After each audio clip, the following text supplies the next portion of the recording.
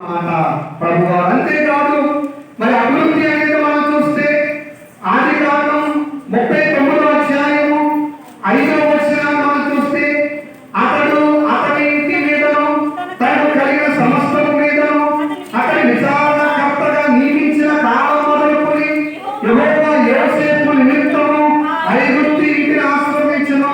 యెహోవా ఆశీర్వాదం ఆ ఇంటిలోనేమి పొలములోనేమి అతనికి కలిగిన సమస్తము మీద ఉండెను. కాబట్టి దేవుడు ఆశీర్వదిస్తే, దేవుడు దీవిస్తే ఎలా ఉంటుందంటే ఇంటిలోనే కాదు, పొలంలోనే కాదు, బయటే కాదు, వ్యాపారంలోనే కాదు, ఉద్యోగంలోనే కాదు, వ్యవసాయ పనుల్లోనే కాదు, మరి ఏ పనిలోనైనా సరే మనం ఏమవుతామట దీవించబడతాం. కాబట్టి యోసేపును బట్టి ఐగుప్తు దేశం దీవించబడింది. అంతేకాదు మరి యోసేపు కూడా బహుగా ఆశీర్వదించబడ్డాడు. అందుకని మరి అభివృద్ధి, దేవుడు నాకు ఏమి ఇచ్చాడు చెప్పండి, అభివృద్ధిని ఇచ్చాడని మరి ఎఫ్రాయిం అని పేరు పెట్టాడు అన్నమాట. ఇక తర్వాత మరి చూస్తే మరొక అతని పేరు యస్మోరాయి. కాబట్టి యస్మోరాయి, కాబట్టి మనస్సే అనే అతని పేరు మరి యస్మో అనేటువంటి రక్తం మీద రాశాడన్నమాట. కాబట్టి దేవుడి పిల్లగా ఈ మనస్సే అని అంటే అర్థం ఏమిటంటే మరుపు. మనస్సే అంటే అర్థం ఏంటంట మరుపు. కాబట్టి యోసేపు గారి యొక్క మరొక కుమారుడు అంటే పెద్ద కుమారుడు అన్నమాట. అది కాండం 41:51లో అప్పుడు యోసేపు దేవుడు నా సమస్త బాధను నా తండ్రి ఇంటి వారందరినీ నేను మర్చిపోనట్లు చేసినని చెప్పి తన జ్యేష్ఠ కుమారుడికి మనస్సే అను పేరు పెట్టెను. కాబట్టి బాధలన్నీ మర్చిపోయేటట్లు చేశాడు. కాబట్టి నా కుమారుడికి నేను ఏం పెడతాను, మనస్సే అని పెట్టుకుంటాను, మరుపు అంటారు దీన్ని. కాబట్టి దీన్ని మనం పరిశీలన చేస్తే ఈ రాయి మీద, ఈ రక్తం మీద మనస్సే అనే పేరు రాయడానికి కారణం ఏమిటంటే యేసుక్రీస్తు ప్రభువారంట మనం ఆయన దగ్గరకు వచ్చి మన పాపములన్నిటిని ఆయన దగ్గర చెప్పుకున్నప్పుడంట మన పాపములన్నిటినీ క్షమించి ఆయన మర్చిపోయాడనమాట. ఏం చేశాడు? మర్చిపోయాడు అన్నమాట. యోసేపట తన కుమారుడిని చూచి, దేవుడిచ్చిన ఆధిక్యతను చూచి ఎలాగైతే బాధలన్నీ మర్చిపోయాడో, బాధలన్నీ మర్చిపోయినందుకు మనస్సే అనే పేరు ఎలా పెట్టాడో, అలాగే దేవుడి పిల్లలారా యేసుక్రీస్తు ప్రభువారు కూడా మనందరి పాపములు క్షమించి మన పాపములను మర్చిపోయాడట. అందుకనే మనం కూడా ఏం చేయాలి, మన పాపములను మనం మర్చిపోవాలన్నమాట. ఒప్పుకున్న తర్వాత ఇంకా మరలా ఆ పాపములను జ్ఞప్తికి తెచ్చుకోకూడదు, ఇంకా వాటిని ఏం చేయాలా, మర్చిపోవాలన్నమాట. కాబట్టి మరి ఇక్కడ యస్మోరాయి అంటే మరిచిపోవటం అన్నమాట. అలాగే 9వదిగా మనం చూస్తే మరొక రాయి ఇంద్రమేళం. కాబట్టి ఈ ఇంద్రమేళం మీద రాయబడినటువంటి వారి పేరు ఏమిటంటే బెన్యామీన్. ఎవరి పేరు చెప్పండి? బెన్యామీన్ అన్నమాట. సౌలు ఈ గోత్రానికి చెందినవాడే మాట. సౌలు ఏ గోత్రానికి చెందినవాడు? ఈ గోత్రానికి, బెన్యామీన్ గోత్రానికి మాట. ఈ బెన్యామీన్ అని అంటే అర్థం ఏమిటంటే కుడి చేతి పుత్రుడు అని అర్థం. అమ్మా ఏ పుత్రుడు చెప్పండి? కుడి చేతి పుత్రుడు. నిజానికి ఇతని పేరు తల్లి ఇంకో పేరు పెట్టింది అతనికి, బెనమ్యాని. చూడండి ఆదికాండము 35వ అధ్యాయము 18లో ఉంటది. ఆమె మృతి పొందెను, ప్రాణము పోగొట్టుగా ఆమె అతని పేరు బెనోని అనేను. అతని తండ్రి అతనికి బెన్యామీన్ అని పేరు పెట్టాను. బెనోని అని అంటే అర్థం ఏమిటంటే దుఃఖపుత్రుడు. కాబట్టి మరి నీ వల్ల నేను ఏమవుతున్నాను, మరణిస్తున్నాను, నన్ను దుఃఖపెట్టావు అని మరి అతనికి ఏం పేరు పెట్టిందంట, బెనోని అని పేరు పెట్టి చచ్చిపోయింది అన్నమాట. కాబట్టి ఎవరి కుమారుడే? రాహేలు గారి యొక్క కుమారుడు అన్నమాట. ఇక లాస్ట్ అండి, అందరికంటే చిన్నోడు అన్నమాట బెన్యామీన్. కాబట్టి పెద్ద కుమారుడేమో యోసేపు రాహేలుకి, చిన్న కుమారుడు ఎవరో బెన్యామీన్ అన్నమాట. తల్లి పెట్టుకున్న పేరు ఏంటంటే బెనోని అని పెట్టుకుంది. అయితే ఇక్కడ తండ్రి అయిన యాకోబు వల్ల పేరు ఏమని పెట్టుకున్నాడంటే మరి బెన్యామీన్ అని పెట్టుకున్నాడంటే నాకు కుడి చేతిగా ఉంటావు. అంటే నాకు బలం. నేను ప్రేమించిన నా భార్య చనిపోయింది కనుక ఇక నువ్వు నాకు ఎలా ఉంటావు అంటే కుడి చేతిగా ఉంటావు. నిజమే దేవుని పిల్లారా, బెన్యామీను గురించి అయ్యగారు అన్నారు, తల్లి ప్రేమ చవి చూడలేని కుమారుడు పాపం. ఎందుకంటే పుట్టగా ఏమైపోయింది, తల్లి చనిపోయింది కనుక మరి తల్లి ప్రేమ చూడలేదట. అందుకనే దేవుడట రెండంతల ప్రేమ బెన్యామీనుకి ఇచ్చాడంట. కాబట్టి బెన్యామీనుకి ఏ ప్రేమ ఇచ్చాడు? రెండంతల ప్రేమ. అందుకనే దేవుని పిల్లారా, తండ్రి ప్రేమించాడు బెన్యామీన్ని, యోసేపు ప్రేమించాడు, అన్నలందరూ ప్రేమించాడు, దేవుడు కూడా ప్రేమించాడు. అందుకనే బెన్యామీను గోత్రంలో నుండి ఇశ్రాయేలుకు మొదట రాజుని దేవుడు తీసుకుని వచ్చాడన్నమాట, సౌలు. కాబట్టి దేవుడి పిల్లారా, ఇక్కడ బెనోని అంటే అర్థం ఏమిటంటే దుఃఖపుత్రుడు, అనగా క్రీస్తు ప్రభువారు శ్రమను పొందినట్లు యేసుక్రీస్తు ప్రభువారిని ఒళ్ళో వేసుకుని వచ్చిన మరియమ్మ గారితో మరి దేవుడి పిల్లారా, అక్కడ ఉన్నటువంటి దైవజనుడు లేక యాజకుడు చెప్తాడు, అమ్మ నీ హృదయంలో నుండి ఒక ఖడ్గము దూసుకుని పోదు. అంటే నీకు కుమారుడు ఏం తేబోతున్నాడంటే శ్రమను తేబోతున్నాడు. కాబట్టి ఇతని వల్ల నీకు శ్రమ రాబోతుంది. నిజమే, ఇక్కడ బెనోని వల్ల రాహేలుకి ఏమొచ్చిందంటే శ్రమ వచ్చిందన్నమాట. కాబట్టి ఇప్పుడు అందుకే అక్కడ ఏమైపోయాడంటే బెన్యామీనుగా మార్చబడ్డాడు.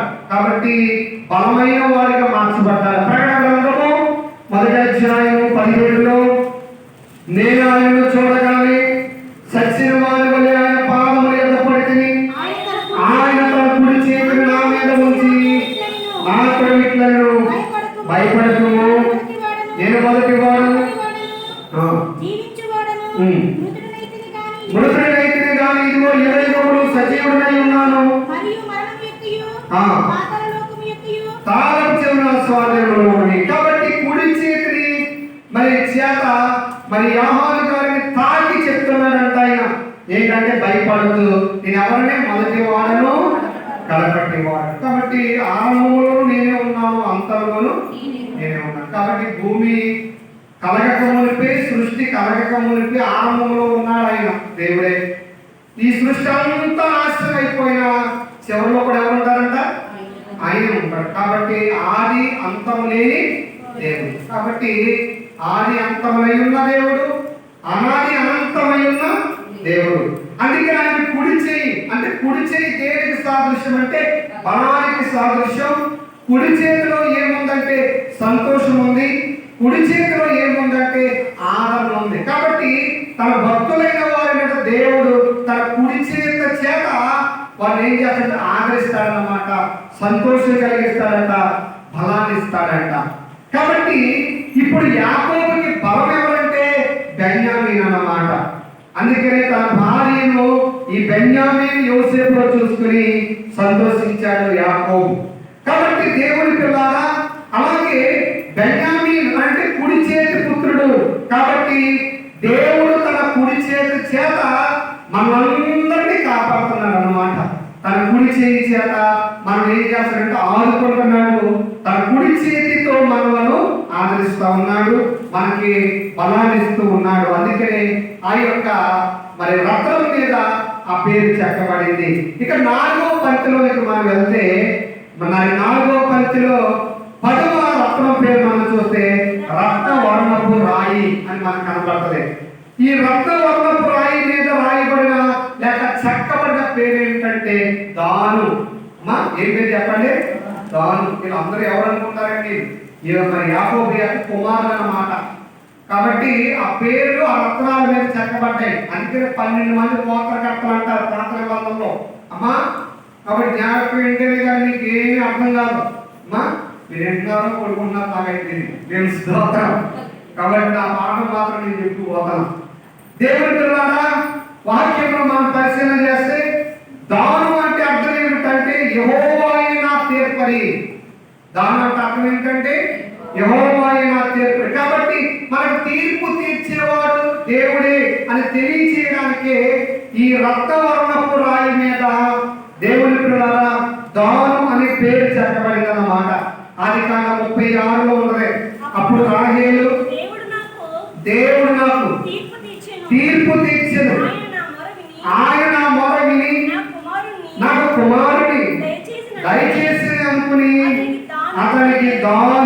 పేరు పెట్టెను.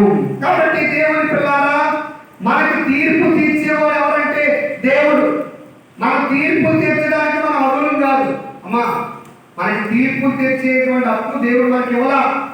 అందరికీ తీర్పు తీర్చేవాడు చెప్పండి, దేవుడే తీర్పు తీరుస్తాడు. అందుకని ఏప్రిల్ రాసిన పత్రిక 10వ అధ్యాయం 30వ వచనంలో చూడండి. కాబట్టి పగ తీర్చుట నా పని, నేనే ప్రతిఫలమిత్తుననియు మరియు ప్రభువు తన ప్రజలకు తీర్పు తీర్చుననియు చెప్పిన వాడిని ఎరుగుదుము. కాబట్టి పగ తీర్చుట నా పని. కాబట్టి నేను ఎవరైనా ఏమైనా అంటే నువ్వేమీ అవద్దు. వాళ్ళ మీద ఎవరు తీర్చుకుంటారు? పగ దేవుడే తీర్చుకుంటాడు. అయ్యా రాశారు కదా, నిన్నెవరైనా ఏమీ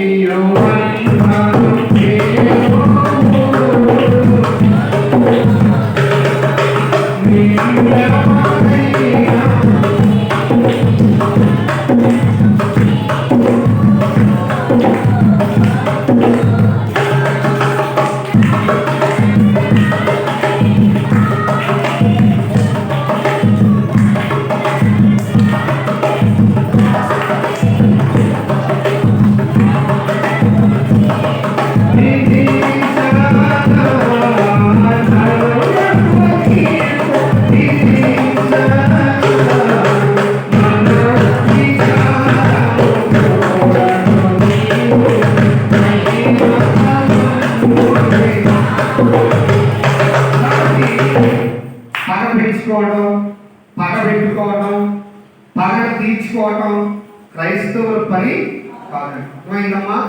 కొంతమంది పాము పగ పెట్టుకుంటారన్నమాట. ఏం చేస్తారు? పగ అన్నమాట. ఎలాగోలాగే నాశనం చేశారు, ఎలాగోలాగే పోటీ చేసేయాలని పగెట్టుకుంటారన్నమాట. కాబట్టి పగలు పెట్టుకుంటే అమ్మా చివరికి మనకు రాత్రి కనపడతారు అన్నమాట. కాబట్టి అక్కడ చీకటి అన్నమాట. ఏది చెప్పండి? నరకం. పగ పెట్టుకోవటం మన పని కాదంట. మనం ఎవరైనా ఏమైనా అంటే దేవుడే నన్నన్నట్టే భావించుకుని నరులకు తీర్పు విధించరా. కాబట్టి ఆయన అన్నట్లుగా భావించుకుంటాడంట, నరులకు తీర్పు ఇస్తాడు. అందుకని యెషయా గ్రంథం 54:17 ఉంటుంది, నీకు విరోధముగా రూపింపబడిన ఏ ఆయుధమును వర్తిల్లదు. కాబట్టి మనకి విరోధముగా రూపింపబడిన ఏ ఆయుధము వర్తిల్లదు. కాబట్టి ఏ రీతిగా మనం పాడు చేయాలని చూసినా ఆ పన్నాగాలన్నీ ఏమైపోతాయంట, పటాపంచలు అయిపోతాయి అన్నమాట. కాబట్టి దేవుడే మన తీర్పరి, మనకి న్యాయం తీర్చే దేవుడు, మన పక్షంగా ఉండే దేవుడు కనుక ఆయనే మనకు తీర్పరి. అందుకనే చూడండి, ఏ ఆయుధము వర్తలదు. న్యాయ విమర్శలో నీకు దోషారోపణ చేయు ప్రతి వారికి నీవు న్యాయస్థాపన చేశారు. ఇప్పుడు ఎవరైతే దోషారోపణ చేస్తారో వారికి మనమే న్యాయస్థాపన చేస్తాం. మంచి తీర్పు మాట. అంతేకాదు, యెహోవా సేవకుల యొక్క నీతి నా వలన కలుగుతున్నది. కాబట్టి నేటి దినాల్లో ఉన్న సేవకులైన వారు, వారికి ఉండే భక్తైనా, వారికి ఉండే నీతైనా, వారు చేసే కార్యములైనా ఎవరి వలన అంటే దేవుని వలన కలుగుతున్నది. అంతే కదా. దేవుని పిల్లల విషయాన్ని గమనిస్తే పాదిరి కూడా మానవుడే, అందరూ సమానమే. అంతేనా? మీరు మేము ఒకటే. అయినా దేవుని పిల్లలారా, మేము ఇది చేయగలుగుతున్నామంటే, దేవుని పని మేము జరిగించగలుగుతూ ఉన్నామంటే అది ఎవరంటే దేవుని యొక్క కృపను బట్టి. అందుకని ఇక్కడ ఏమన్నాడంటే, యెహోవా సేవకుల యొక్క నీతి నా వలన కలుగుతున్నది, ఇది వారి స్వాస్యము. కాబట్టి ఆ నీతే మరి దైవజనులకి స్వాస్యం. కాబట్టి నీతంట సేవకులకు ఆస్తి అన్నమాట, దేవుడంట సేవకులకు ఆస్తి అన్నమాట. కాబట్టి ఈ దానం అంటే ఏంటి చెప్పండి? యెహోవాయే నా తీర్పరి అని అర్థం. ఇంకా తర్వాత మనం చూస్తే 11వది సువిమాని రాయి. సువిమాని రాయి అన్నమాట. ఆషేరు అనేటువంటి పేరు ఈ రత్నం మీద చెక్కబడింది. ఆషేరు అంటే అర్థం ఏమిటంటే భాగ్యవంతుడు లేక సంతోషపరుడు. కాబట్టి ఈ రత్నం యొక్క అర్థం ఏమిటంటే భాగ్యవంతుడు. మనందరూ ఎవరు చెప్పండి? భాగ్యవంతుడు, అవునా? కాబట్టి మన తండ్రి శ్రీమంతుడు, మనం శ్రీమంతుడే. మన తండ్రి భాగ్యవంతుడైతే మనం కూడా భాగ్యవంతులమే. అందుకని ఆదికాండం 30:13 లేయా అంటది, లేయా నేను భాగ్యవంతురాలను, స్త్రీలు నన్ను భాగ్యవతి అందురు కదా. కాబట్టి అని అతనికి ఆశీర్వని పేరు పెట్టాను. కాబట్టి నేను భాగ్యవంతురాలను, ఎందుకంటే నాకు ఎక్కువ మంది పిల్లలు దేవుడు ఇచ్చాడు. కాబట్టి నన్ను ద్వేషించి మరి నన్ను తిట్టుకున్న నా భర్త ఎదిగితే నాకు ఏమి ఇచ్చాడు? గొప్ప భాగ్యాన్ని ఇచ్చాడు అన్నమాట. కాబట్టి మరి లేదంటాం, నేను భాగ్యవతి, నన్ను జన్మం ఏమనిపిస్తారు? భాగ్యవతి. కాబట్టి మనం అందరం భాగ్యవంతులు అన్నమాట. కాబట్టి ఇహమందు భాగ్యవంతులమే, పరమందు మనం ఎవరు చెప్పండి? భాగ్యవంతులమే. కాబట్టి బహుశా ఇహలోక భాగ్యము మరి కొందరికి ఉండి కొందరికి ఉండకపోవచ్చు, కొందరు చేయి జారిపోవచ్చు. కానీ మనమందరం ఎక్కడ భాగ్యవంతులుగా ఉండాలి?